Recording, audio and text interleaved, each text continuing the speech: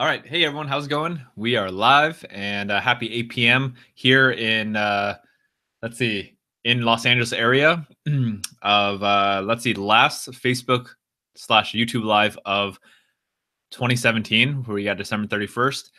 For many of you who are viewing across the world, you already had your New Year. So happy New Year to you. And yeah, I don't know how to say this. Let's finish this off with a bang. Let's end 2017 with an awesome live stream and do the best that we can. I'm going to be completely honest here. Let's see. I've been having a super busy day. So today's topic is how do we stop being so hard on ourselves? This conversation came up for me because I realized in the past 24 hours, I've had some moments where I started kind of beating myself up. And it's interesting because throughout our lives, throughout every single day, we have these habits that we have that sometimes we are aware of and sometimes we're not aware of.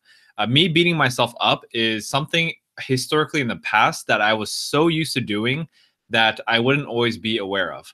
However, more recently, as I've been more conscious of kind of, how do I say this? I've been more aware and conscious of anytime I experience a negative emotion, I've been aware enough to just like address it. So, like I said, the 3 A's: awareness, acceptance, action. So, step one is awareness, being aware of the emotion I'm feeling. Number two is accepting it. Accepting, okay, look, I'm feeling a little bit negative. Why am I feeling negative?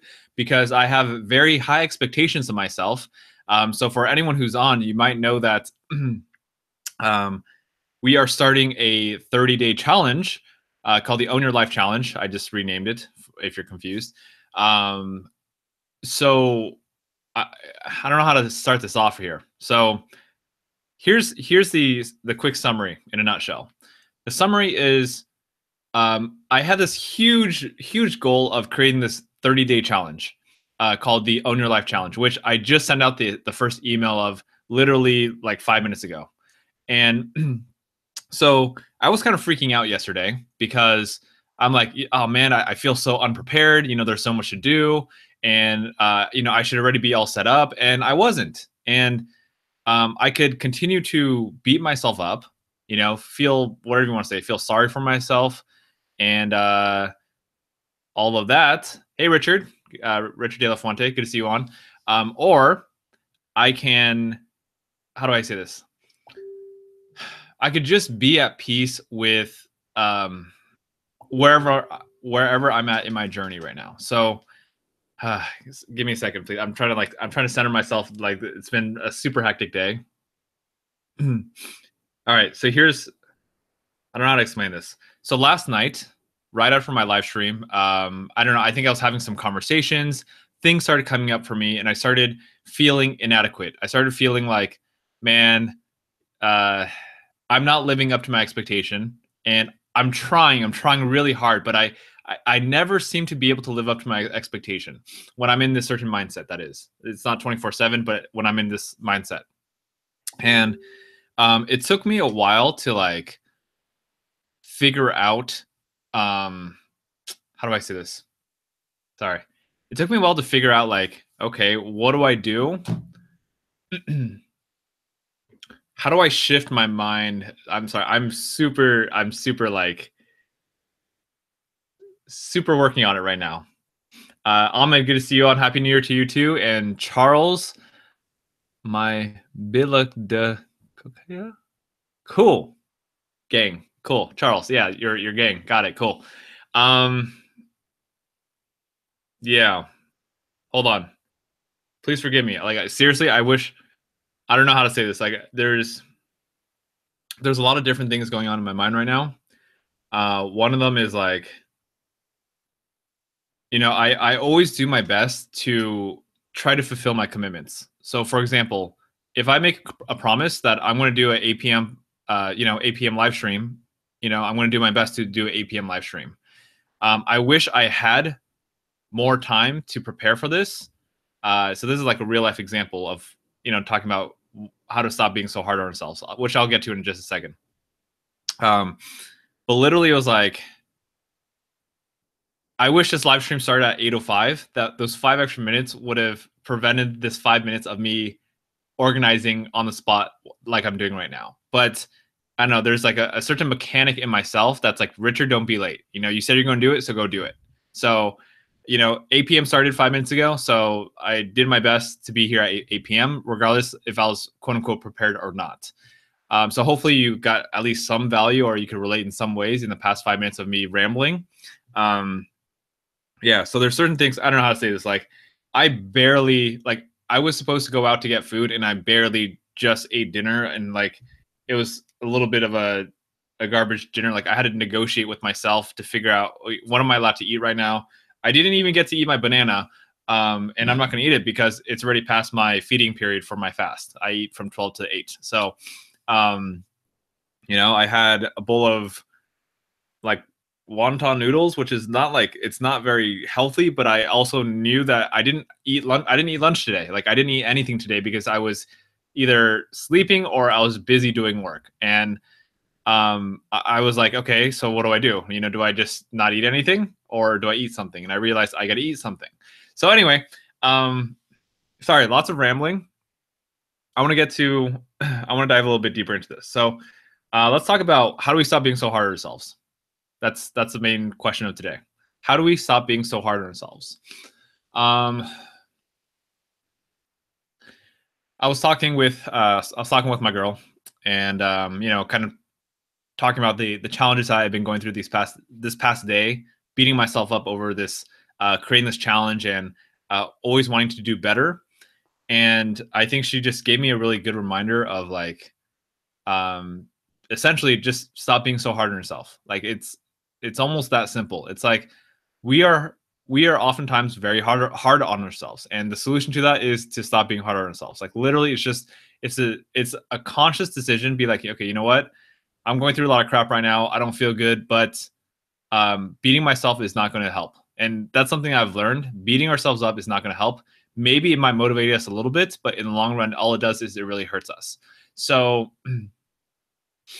what I had to do, what helped me today, was, instead of stressing out, freaking out, because what I realized is, there is like, when I'm stressed out, when I'm beating myself, like overly beating myself up, I have analysis paralysis, meaning I get so anxious, I get so like frustrated to the point where I become extremely unproductive, until like I'm no longer doing anything productive, because it's just like, my mind is so filled with anxiety and negativity that I can't think properly to do the work.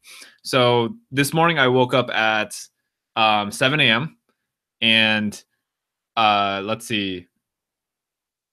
I woke up at 7 a.m. To talk to my girl. And after that, I decided, like, honestly, like, still was in a negative space, and it was really hard for me to be productive then. So I actually ended up going back to sleep, and I didn't wake up until about 1 p.m.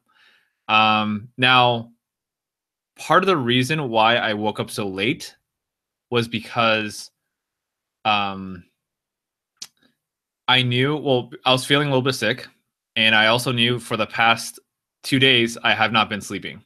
So I'm like, you know what? I'm just going to rest my body. And after I gave myself permission to relax, to rest, I woke up at 1 p.m. and guess what? I felt so much better. Literally, that voice of like, Richard, you're screwing this up. You're not achieving your goals. You're not living up to your expectations. All those negative conversations started to settle down a little bit. And so I realized what helped me stop being so hard on myself is allowing myself to rest. I know that might sound crazy to some of you, but like, literally giving myself permission to rest, to sleep, and regain my energy was allowed me to be in a mental space, once I woke up, in a healthy mental space of understanding, oh shoot, like, I could actually think now because I'm rested, versus I'm tired, I'm cranky, and I can't think very clearly. So if you are someone who is very hard on yourself, or constantly beating yourself up, I guess my consideration, again, not an expert, but my consideration would be just allow yourself to rest. It's allow yourself to have enough energy to think properly, because sometimes I just think we just beat ourselves up. We just um how do I say this? When we are super overwhelmed and we have all this anxiety in our mind, we tend to just beat ourselves up. We tend to not know what to do, what the solution is to how do we overcome this negativity. And I think once we get rest, then we'll be in a better state to address those kind of problems. So that's kind of my thought. Okay, so that's what I have in terms of how do we stop being so hard on ourselves. Yes. Again, I wish my thoughts were a little bit more fleshed out, and I look forward to being more organized in future live streams. Again, I would say I'm doing my best to process, be present, and not feel so anxious right now, because right now anxiety is a choice for me. I could choose in this moment right now, literally right now, I could be hard on myself. And there's a part of me that wants to be hard on myself, like, oh, dude, Richard, you didn't prepare enough for this live stream that I'm doing right now, literally. Or there's another part of me that says, okay, Richard, you did the best that you can. Literally, it's like, given the amount of time I had, given what I know, whatever it is, I did the best that I can, and I could accept that and seek to improve moving forward rather than just beat myself up and be hard on myself. So I would say the biggest thing I've learned in the past day is like, along with not being so hard on ourselves, just like give ourselves permission to mess up, to not be perfect, and like don't be so hard on yourself. Like, instead of being hard on yourself, literally just replace that with I don't know how to say it. It's like acknowledgement that you did the best that you can, and rest up and try again tomorrow or whatever it is. So there we go. That's what I got. Charles. All right. Just Being says, how do you deal with a situation with a disease that you can't cure and doctor can't help you? So if you have a certain disease that you cannot cure and a doctor can't help you, this is one of those things where you get to learn to embrace whatever condition or challenge that you're going through. I'm going to highlight my friend Katie Lasky here. I don't think she's on right now, but my friend Katie Lasky is like, I don't know anyone's physical body that is worse than hers. Well, that's not true. Here's my point. I believe Katie is missing like 7 different organs in her body.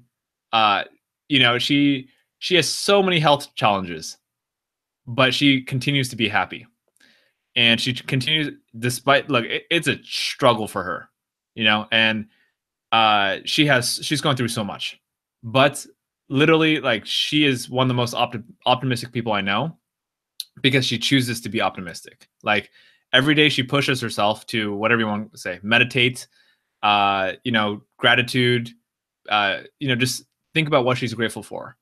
And despite all her medical conditions, she has, like, she can't, I don't remember all her conditions, but like, this is a simple one. Like, she can't eat food. Her body can't take in fiber. Like, it does not digest food. So she's literally strictly on a liquid diet. That's all. So like, imagine that. Imagine if you can't eat food, you can only drink liquids. But from what I see, and of course there's a lot behind the scenes, but these are things that she can't cure. She just has to live with. So it's learning to accept the conditions that you have, and know that they're just a part of who you are, and they make you a stronger person in some way. So yeah, that's what I have. Lismus, good to see you on. Alrighty. So again, with the Just Being, you got it. Yeah. I think that's kind of that applies to any of us. So if you have Just Being's question is, if you have a disease that you can't cure, like, how do you deal with that? I kind of feel like that also applies to everyone in a slightly different way or slightly similar way, actually. For example, we can't change the fact that, like I can't change the fact that I'm Asian, and male and, look the way that I do, whatever it is. We all have certain parts of us that we can't change. So all we could really do is learn to embrace them and live with them. And you could say, of course, a lot of people are going to argue, well, you could argue what a genetics, like, oh, well, at least you're beautiful and pretty versus, not me. I'm overweight and chubby and all this stuff and ugly or whatever it is. I don't know how to say this. It's like, I do believe that we were all dealt a different card of hands when we were born, um, but like they say, it's not the cards you get, it's how you play the cards. And sure, there's certain things like quote unquote, like being pretty might give you an advantage in your life in some ways, but also know that being pretty could very much be a crutch for many people too. I think I don't know how to say this. It's weird. Right now I'm just thinking about how. Have you ever seen people who are extremely, extremely beautiful? Like physically, they just look attractive, but they were so insecure with their bodies. Like that blows my mind. Like how does someone who's like so attractive be insecure with their body? And that just comes down to mindset. It's like, I don't know how to say this. Even if you have a positive quote unquote trait or quote unquote positive trait, it doesn't guarantee you whatever success, happiness, and all that kind of stuff. It's like at the end of the day, we have to learn to accept who we are, regardless of your conditions, and just learn to live with them. That's what I have, and this is why I talk a lot about self-acceptance, because it's a huge thing that we all get to work through, including myself. So there we go. Lisma says, "I'll love that. Even though it's 4 a.m. in the morning, I should be asleep. Just felt that may need to hear whatever you have to say. And yikes, not being hard on myself is the most difficult thing. All. Officially, Happy New Year, Richard, and everyone listening. Oh boy. Okay, we're back. Happy New Year to you too. And let's see. Yeah. Okay, so it's interesting. Again, it's a little past 8 p.m. here, December 31st, here in the I'm officially in Orange County near Los Angeles, but majority of the world is already in the 2018 year. So that's really interesting. So yes, that's what I have. I'm trying to like, let's see here. Yeah, so that's all I have. I don't want to. Let's see. I don't know what to say here. I feel like we nailed the topic pretty well, and I don't want to drag this on longer than it needs to go. If anyone has questions, I'm more than happy to answer. Let's see. The last thing I will say, I'm going to do three things before I wrap up. Number one is I'll answer any questions along the way until I end this live stream. Number two is I'm going to recap the conversation of how to stop being so hard on ourselves. And number three is, I guess in a way, I'll share just a little bit about the Own Your Life Challenge. Like applications they're closed. They're closed, but they're open. Like literally, if you sign up right now, I'll add you on. But we have 30 people. I'm right after this live stream, I'm going to start organizing things. So if you don't sign up in the next like 10 minutes, literally, you're gonna have to wait till February because we're gonna get started soon. So yeah, that's what I got. But okay. Keely says, I always thought pretty people made friends easier and gets more attention growing up. I'd love to hear more of your thoughts on that, Keely. I think if I'm doing like I'm just going to use my own thoughts and whatever. I think being attractive helps, whatever you can say, attract. It makes it easier to attract attention in a way, which means it's probably easier to make friends. But I guarantee you, if you are, hold on, if you want real friendships and relationships, you're going to need to be more than just pretty. Like it's you got to work on yourself. Like we all get to work on ourselves, regardless of how we look, all that kind of stuff. So uh, yeah, personality is really important as well. All right, so I'm gonna dive into the question or the topic of today, which is how to stop being hard on ourselves. The conclusion I have over the past 24 hours of me kind of being really hard on myself, beating myself up, and kind of moving forward from it, I can still feel a little bit of that anxiety remaining, but most of it is gone. Is number one, if you are beating yourself up and being hard on yourself, and you get stuck in this loop of like, man, what am I doing with my life? Man, I'm not doing anything right. Whatever, my grades suck, and man, I should have done better. Whatever the way you're beating yourself up over is,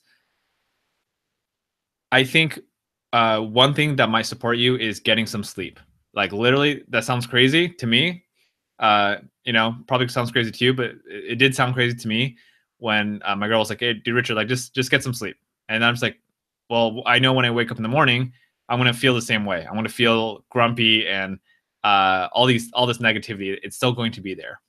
And what I realized is when I give myself enough sleep, not just sleep, but enough sleep, uh, like we all know our own bodies. We all know how much sleep it will take us in order for us to be alert and awake. So let's say your default amount of hours of sleep is like, I don't know, let's say 6 hours. But after 6 hours, that's enough energy. Give yourself 9 hours of sleep, like give yourself enough time to really be fully rested, wake up and be like, okay, I feel more rested. So that's number one. It's not going to work for everyone because there's other underlying conversations that we get to break through. So if you're beating yourself up, it's not just about being well rested. I think being well rested is step number one. It's being in a physical state where you are actually awake and able to process and think. So that's number one. Put yourself in a state that is going to be positive. That's number one. Number two is, okay, you're still beating yourself up. You have these negative thoughts and energy. How do you deal with that negativity? How do we stop beating ourselves up? I'm thinking a little bit more here. So I'm thinking a little bit more compared to earlier on in the stream. So hopefully I'm a little bit more clear when I communicate this in this moment right now. So when we're beating ourselves up, I think we want to be in a clear state where we can be like, okay, I'm beating myself up right now. Why am I beating myself up? Okay, I'm beating myself up because I don't feel like I'm doing the best that I can. Okay, is that true? Am I doing the best that I can? Honestly, you know what? I put in a pretty good effort. I think I did do the best I can. It wasn't perfect, but I know I tried, and I think that's what's important. Or maybe it's the opposite. You know what? I don't think I did the best that I can. I could have done better. I knew that I slacked off. I was lazy. I chose not to do things when I knew I should have, and I could have done better. I didn't make the right decisions, like the decision that my heart wanted me to make. So if that's the case, it's like, okay, cool. It happened. That's the past now. So what can we do moving forward to improve this? And then sometimes we don't feel like it. Sometimes we're like, oh man, I don't feel like doing anything right now. Like I don't want to improve this. This is too tough. And those are those critical moments in our life where we got to make a decision right now, or maybe a little bit later, as to what are we going to do to shift? How are we going to change this thought? This negative thought. So, hold on. Sorry, it's interesting to me. Like, I can kind of sense like you watching this video right now, you watching me speak. I can kind of sense. I could put myself in your shoes, and at least for myself, I feel a little bit disconnected from myself. Like I could barely understand what I'm trying to say to you right now in this moment, which probably means you have a hard time really connecting and understanding what I'm trying to say on a deeper level. So, yeah, one of my goals right now is to just speak from the heart in a way. This is where examples are really important. So, let's see. Before I dive into a personal example, which I will literally in a minute or so, I'm just going to read these comments and catch up, and then I'll dive straight in. So let's see. Lisma says, "Thank you, Richard. Sleep sounds like a great plan. I really do need to take heed of what you're saying." And then Chrissy Periwinkle says, "I try to sleep early, but I find myself binge watching anime." Yeah. So I don't know, like, yeah, I think let's talk about sleep for just a second. I think sleep is really important, and it's something that's super neglected by us. I think we prioritize, like, sleep for us is like, it's just sleep. Some people respect sleep, while many of us don't.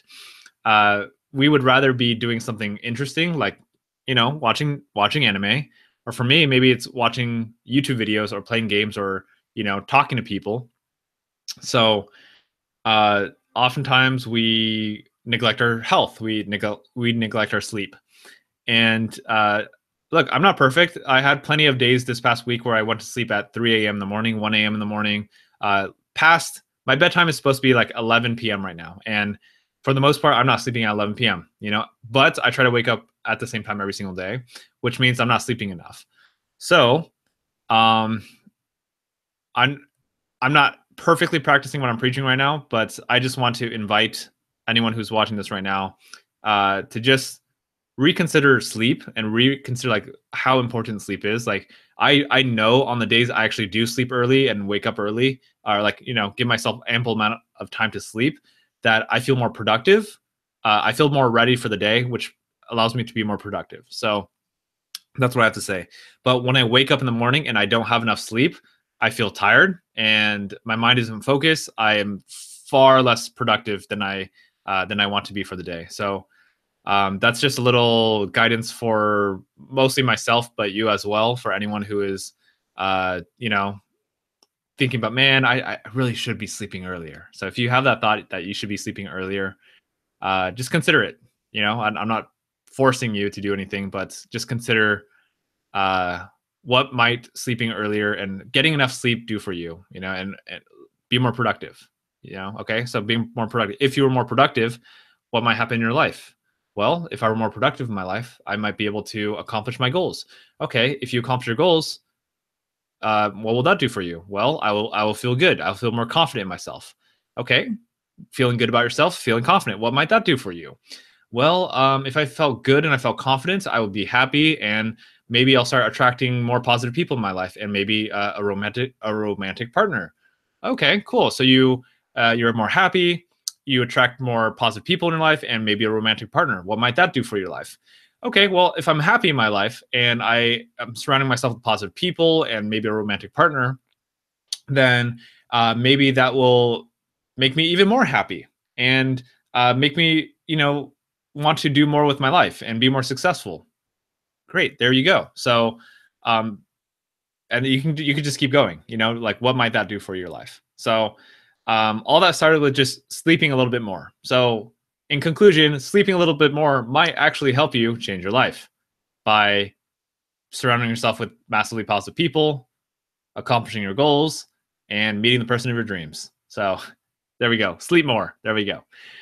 Uh, let's see. I do try to sleep, but I wake up too early. Well, if you wake up too early, then does that mean not being depressed? I'm not clear. If you try to sleep but you wake up too early, then maybe try to go sleep earlier. So I'm not sure. Uh, let's see. Does that mean not being depressed? Richard, I'm sorry. We gotta. I know I'm not trying to call you out here. We got to work on our like on the communication. I have a hard time understanding your grammar. I'm not trying to insult you or put you down. But let's communicate more. Let's connect more. I already sent you an email. Let's chat more. I want to get to know you more so I understand you more, because it's no offense at all. It's just hard for me to understand you because there's a little bit of communication challenge with the grammar. So that's all I have to say. Lisma says, Richard, how do we bridge the gap between knowing that sleep is important and actually just putting that into practice? I've been beating myself up and feel I need to procrastinate by sleeping late. Huh? Maybe I'm just too tired and have a sore throat and should sleep. Ha. All right. Hold on. I've been beating myself up and I feel I need to procrastinate by sleeping late. I'm not clear on that part. Um, okay, I'm gonna answer that first part of the question. So, listener says, Richard, how do we bridge the gap between knowing that sleep is important and actually just putting that into practice? How do you know? That's a really good question because I trust me, I understand as I'm talking to you, many of you, because I would do the same. Many of you would hear what I'm saying, but not put into practice because it sounds like a good idea, but I don't have anything like it doesn't connect, it doesn't click in our minds, right? So we need some hard evidence. We need some like something to push us to actually do it. And it's not easy. So procrastinate from sleeping. Okay. So we feel bad. So Lismus is pretty much saying like sometimes when we go to sleep, we feel bad. And sometimes when we procrastinate from sleeping, like we know we should be sleeping, we're like, oh man, you know what? Nah, I'm just gonna browse Instagram or Snapchat or Facebook or YouTube or watch Netflix or watch my shows because I don't feel like sleeping yet. I still have energy. So, how do you put that into practice? Let's see. I don't have I have a solution for you. It's not like a super direct solution, but here's what I'll share with you: is my advice to you is, I know this sounds tedious, but I believe it's totally worth it. Like it will help you a lot, and like to me, it helps me. So what I do every single day, I've mentioned this before, but what I do every single day is I track how many hours of sleep that I sleep. I also track how many minutes / hours of napping that I do throughout the day. And the third thing I track is my energy level on a scale 1 through 10. What's my energy level? So again, you don't need to be perfect with this, but what I realized by tracking this every single day, what happens is that, hold on. What happens is you start to become more aware of your energy level. So at the end of the day, just rate your energy level 1 through 10. If you were super high energy, give yourself a 10. But that's 10 is like the absolute most energy possible, which I think is pretty rare to hit unless you're like super on it. I would say when I first started, not being aware of my sleep cycle, my energy levels were probably around a 5 to 6. No, I would say 6 to 7. We'll call it 6/6.5. That was my approximate energy level when I wasn't being mindful of my sleep schedule and cycle. Once I started being more mindful of my sleep schedule and cycle, my energy levels started going up, and it ranges between 7 to 10. I have some days where I have 10s, and it's not common, but I would say 7, 8/8.5 are probably the more common ones, just because every single day I track how many hours of sleep I'm getting and my energy levels. So once you kind of do the math a little bit and track some statistics, you could look at it and be like, oh shoot, I really see the benefit of sleeping 1 or 2 hours more. Like literally, it makes me that much more productive. So it's all about self-awareness. Like once you're self-aware, you'll know how many hours of sleep that you want to sleep or you get to sleep. Okay, so that's what I got. Let's see. Okay. Okay, Lismus. If it's 4:30 in the morning, you should be sleeping. You could watch. I know it's great to engage in. Trust me, I totally appreciate that you're on right now. But you get to sleep as well. Like literally 4:30 is super early. And if you want to catch me at 4, maybe that means you get to sleep earlier. Sleep at whatever 10 o'clock and wake up at 4 to hang out with us. But yeah, I don't want you to be up this early or late, whatever it is, replacing your sleep with it. So thank you. I totally appreciate that you're on. Richard says, it's not a grammar problem, is when you're speaking, I put something down. I should put the question down, I guess. Yeah, okay. So, Richard, we'll talk more. Schedule. I sent you my scheduling link, so let's schedule some time to chat this week. Yeah. Lisman says, I see tracking energy levels is a damn great idea. Thank you. I shall note this and see how I can start being more mindful of my sleep schedule. Thank you for that. You're welcome. And literally, honestly, like it's so easy to hear people give recommendations. Like I'm giving you recommendations. I challenge you right now, Saida, listeners. I challenge you right now to schedule it. Like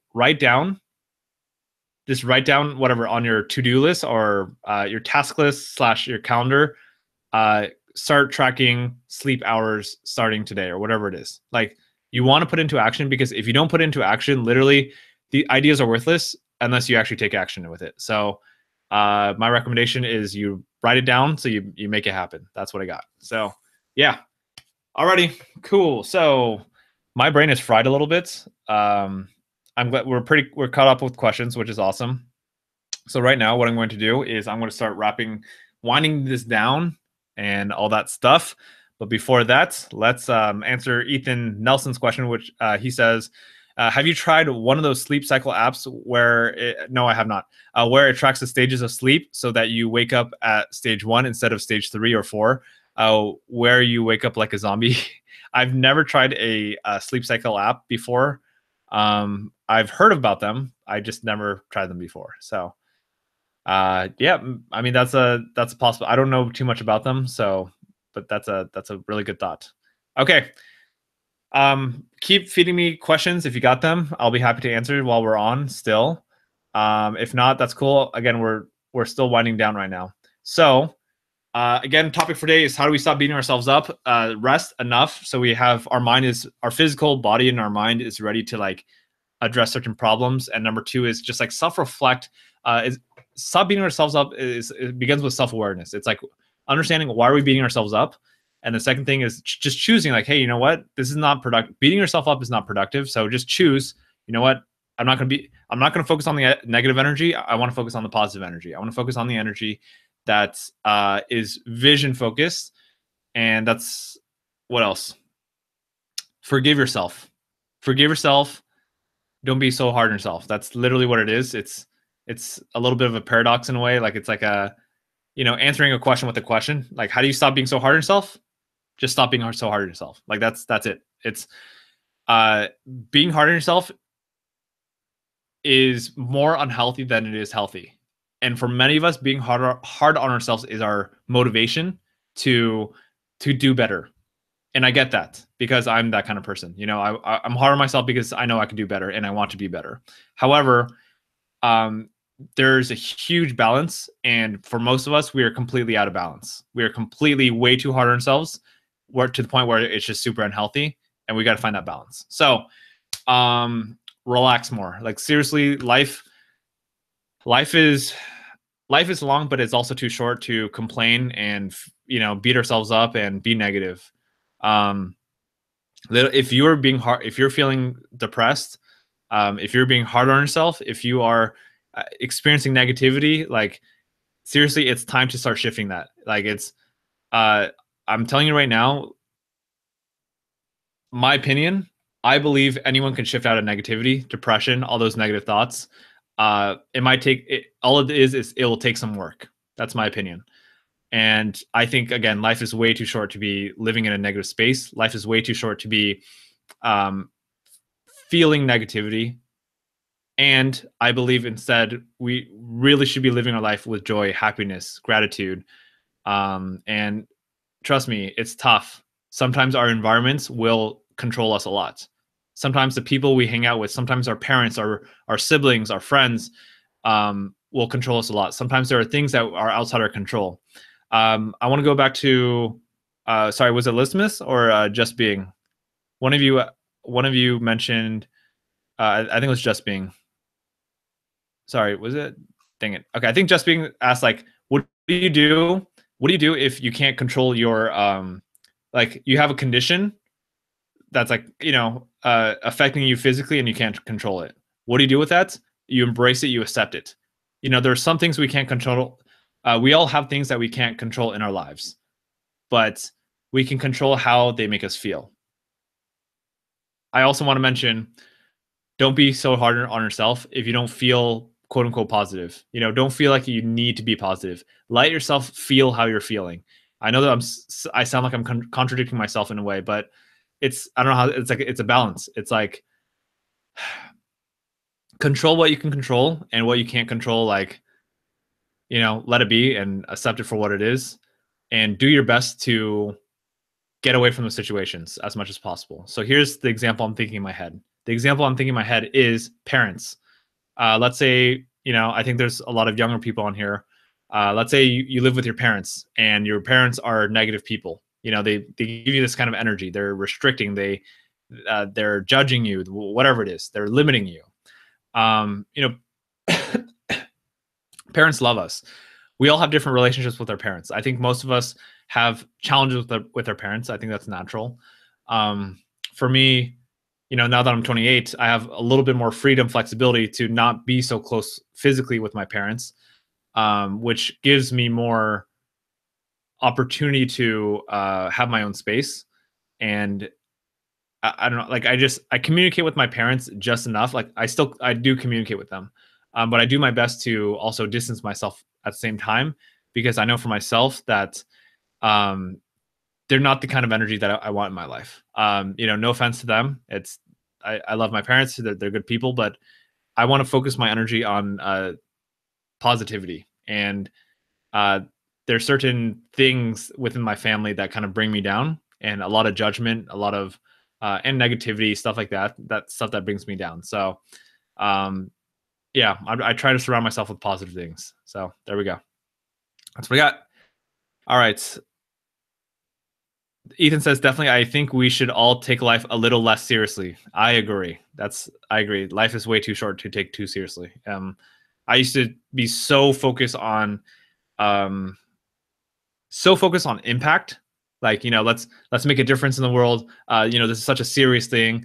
And I think impact is really important, but at the same time, it's not everything. It's like, I don't know how to say it. It's like, you got to enjoy the process, and there's so much more than just impacting our lives, like making a difference in the world, all that stuff. Like, it's a balance. My girl is like, relationships are really important too. Like, the relationships you have with I'm gonna call it your people.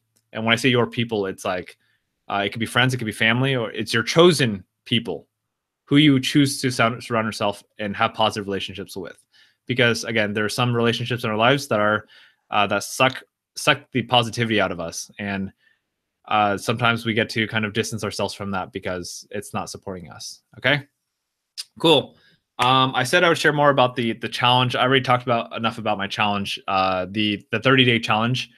If you're in the program, you'll hear more from me in that way. And if you're not in the program, then you probably don't need to hear about it too much anyway. So I'll talk more about it later when we have more progress with it. But for now, I want to sign off. And yeah, I'm wishing everyone a happy New Year. Yeah, I'm going to go ahead and enjoy the rest of my evening. My brain is fried, and I still have a lot of work to do. I got to not be so hard on myself, and balance. I got to do work tonight, but I also got to relax at the same time because my brain is fried. Okay. All right. Hey, everyone, thanks so much for tuning in, and I hope to be more rested tomorrow and more awake and present and here for you. Okay.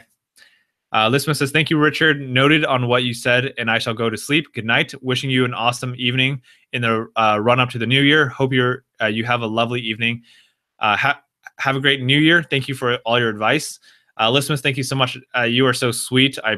Seriously, you're so thoughtful with your words, and it's not just your words. I know it's part of the person that you are, and I just know that through our conversations, you're not only a thoughtful person, but also someone who is, I don't know how to say it. It's like you're a people person. You're really connect with people. You listen to people, and you know how to connect and bring positivity into people's lives. So thank you. I could sense that just through words. So amazing.